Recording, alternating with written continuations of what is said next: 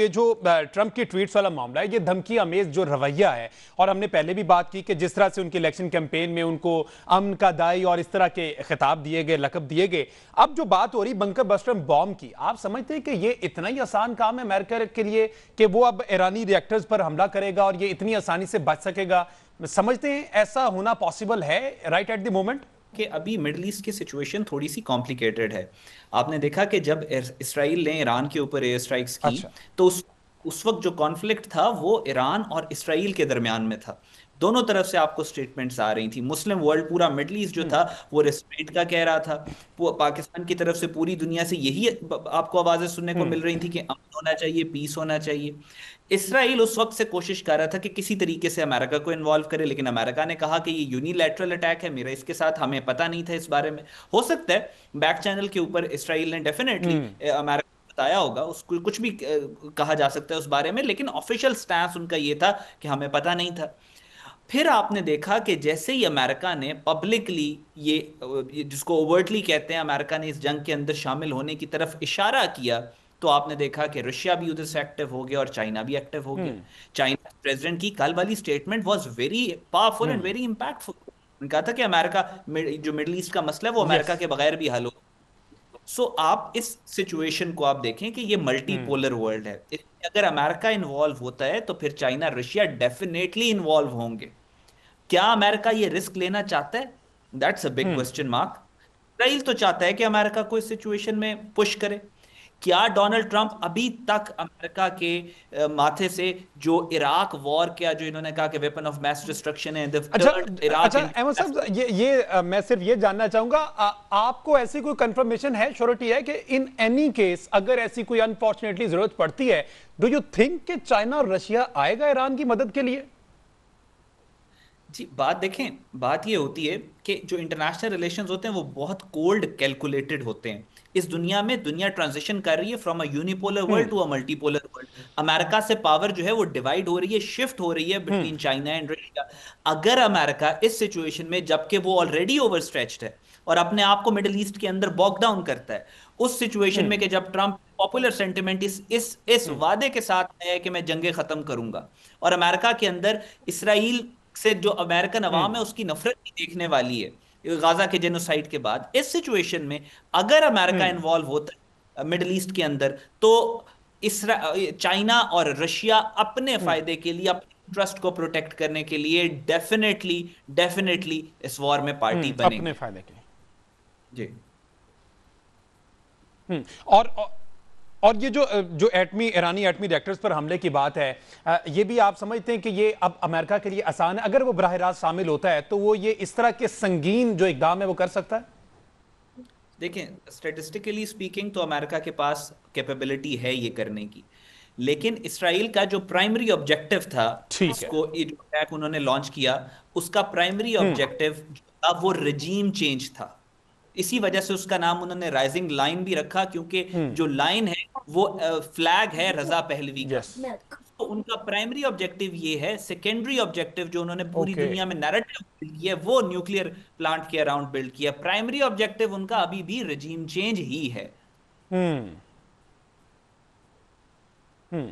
ठीक है। हामिद मशरिक साहब, सर अभी जिस तरह से अहमद साहब भी फरमा रहे थे कि चाइना और रशिया जो है वो अपने लिए इस जंग में कूद सकता है अगर अमेरिका बराह रास्त शामिल होता है। अब ये चीन और रूस जो है वो सालसी की पेशकश भी कर रहा है, ओमान और कतर ने भी सालसी की पेशकश की है, सऊदीया से भी कुछ उम्मीदें हैं। तो आप समझते हैं अब ये जो मैस क्रिएट हो चुका है, इसमें कोई मुज़ाकरात का इम्कान, कोई वे आउट आपके नजदीक कोई नजर आ रहा है आपको? देखिए हमसा, बिल्कुल ऐसे ही है, लाजमी कोई ना कोई वे आउट निकलना चाहिए, वरना तो खतरनाक सूरत हाल होगी। और मैं ये समझता हूँ कि बहरहाल कतर का वो प्लेटफॉर्म जरूर है जिसने बहुत अच्छी मीडिएशन की है माजी में भी। आपको याद है अफगान तालिबान और अमेरिका के दरमियान, फिर उसके बाद सऊदी अरब ने जो अभी हालिया यूक्रेन और रशिया के मुज़ाकरात कराए। सो इस हवाले से कोई ना कोई मसालती अमल जो है वो बैक चैनल पे हो तो रहा है, और उसी की कामयाबी जो है वो वाहिद उम्मीद है इस जंग के फैलाव से बचने की और फैलाव को रोकने की। लेकिन दूसरी जानिब जो अहम बात है बात है वो ये है कि आप जब हम बात करते हैं चाइना और रशिया के इन्वॉल्व होने की, तो वो बहुत ज्यादा इम्कानात उसके इसलिए हैं कि जो यूक्रेन के अंदर सूरत हाल बनी, जो रशिया यूक्रेन के अंदर सूरत हाल बनी और अमेरिका ने यूक्रेन को और बतौर प्रॉक्सी इस्तेमाल करके रशिया को बहुत ज्यादा एंगेज किया, नुकसान पहुंचाया। और चूंकि उसके अंदर अमेरिका डायरेक्ट वहां पे रशिया की रीच में नहीं था, तो अमेरिका जो है वो पीछे रहा। अब यहाँ पर अगर कोई कॉन्फ्लिक्ट होता है तो यहाँ पर अमेरिकन एसेट्स भी हैं, अमेरिकन बूट्स भी हैं, अमेरिकन शिप्स भी हैं, अमेरिकन वॉरशिप्स भी हैं।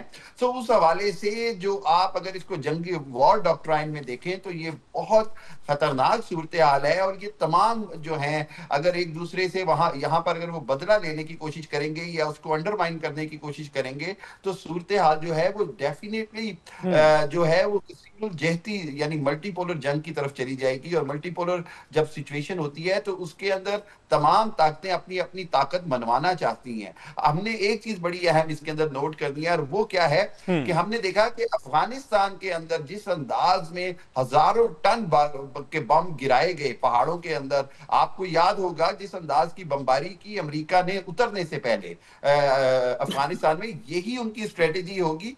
जो वो रिजीम चेंज की अभी अहमद हसन बात कर रहे हैं, रिजीम चेंज का जो अल्टीमेट ऑब्जेक्टिव है वो यही है कि denuclearized Iran, neutralize from there all nuclear activities. क्योंकि अगर पहलवी खानदान या कोई ऐसा खानदान आ जाता है जो इसराइल और अमेरिका के जेर असर होता है, तो वो सब कुछ करेगा जिसकी अमेरिका को जरूरत है, और अमेरिका को वहां पे फिर बम गिराने की जरूरत नहीं होगी। सो अल्टरनेट ऑब्जेक्टिव या अल्टीमेट मोटिव जो है वो अमेरिका और इसराइल का यही है कि एक ऐसी हुकूमत आए जो सबसे पहले ईरान का जो न्यूक्लियर प्रोग्राम है उसको रोल बैक करे, और उसके बाद न्यूट्रलाइज हो जाए, मिसाइल प्रोग्राम जो है वो अपना जो है सरेंडर कर दे। सो इस हवाले से तो फिर आप समझ लें कि एक तरह से वो ईरान जो है वो रशिया और अमेरिका की एक ऐसी तुफैली रियासत बन जाएगा जिस तरह के इराक है और जिस तरह के कुवैत है। लेकिन ईरान के अंदर चूंकि एक हिस्ट्री है इनकलाब की, ईरान को पब्लिक को बहुत अरसे से ये बात कही जा रही है कि जी आप रिजीम चेंज पे जाएं, इनकलाब की हिस्ट्री है, बिल्कुल एग्जैक्टली। और सुप्रीम लीडर ने भी यही कहा है कि हमें जेर करना इतना आसान काम नहीं है, और ना हम झुकने वाले, ना पहले कभी झुके ना अब झुकेंगे। ब्रिगेडियर साहब, सर आप भी अहमद असद साहब की बात से सेकंड करेंगे? जिस तरह से अब देखें ना, सहारा लिया गया, IAEA ने जो स्टार्ट में कहा कि जनाब इतना यूरेनियम मौजूद है ईरान के पास कि 9 एटम बम बनाए जा सकते हैं, ठीक है। साथ ही साथ उन्होंने कहा कि इसका मुनज़्ज़म सबूत नहीं है। ये वही अमेरिका ने तरीका अपनाया जो इराक टाइम पे यही ब्लेम करके इराक पे चढ़ाई शुरू कर दी थी। अब मेन आप भी समझते हैं कि कोर पर्पस रजीम चेंज ही है, उसको अब यूरेनियम को बेस बना के रजीम चेंज की तरफ लाया जा रहा है? जी बिल्कुल। जब ये रजा शाह और रजा शाह पहलवी के बेटे की जो स्टेटमेंट आई है और उसका जो विजिट आप देख रहे हैं नेतन्याहू के साथ, वो वॉल ऑफ ग्रीफ के साथ साथ जो वो जाके वहाँ कर रहा है, तो उसके ज़रिए जो उसने मैसेज भी दिया, तो उससे तो ये साफ जाहिर होता है कि वो पहलवी ख़ानदान और उसका बेटा, वो जो पहले भी वो अमेरिकन पे रोल पे रहे हैं, अभी भी वो अमेरिकन और इसराइल, अब वो ज़ियोनिस्ट की पे रोल पे आ गए।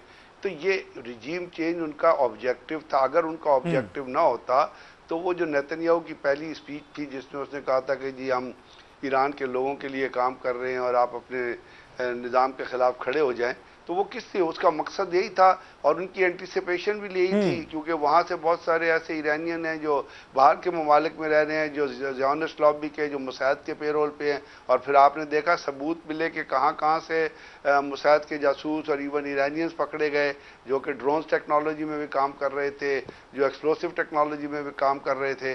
तो इसका मतलब तो साफ जाहिर है कि जो प्लान जितना बनाया गया था, इसमें बुनियाद बनाया गया था न्यूक्लियर प्रोग्राम को। हालांकि न्यूक्लियर प्रोग्राम के ऊपर तो ईरान कह चुका है कि हमने वेपन ग्रेड पे नहीं जाना, और उसके बाद अभी अमेरिकन का एक स्टेटमेंट आ गया कि उनके पास न्यूक्लियर बॉम्ब नहीं है। इराक में भी यही चीज़ होती, इराक के पास वेपन ऑफ मास डिस्ट्रक्शन नहीं थे, लेकिन इराक के साथ क्या किया, वहाँ पे सद्दाम हुसैन को मार पीट मार के और उसके बाद अपनी मर्जी का रिजीम वहाँ लगा दिया। यही बशार अल असद के साथ किया, जोलानी को वहाँ ला के बिठा दिया।